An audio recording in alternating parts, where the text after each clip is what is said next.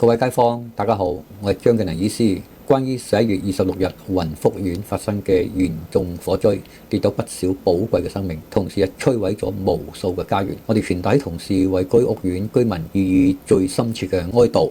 我哋向傷者、受影響嘅家庭送上最誠摯嘅慰問。作為大埔區一份子，我哋略盡微力為雲福苑居民給予支持。我哋決定由今日起，直至12月10日，給予雲福苑居民贈醫施藥、中醫服務、診金藥費全免。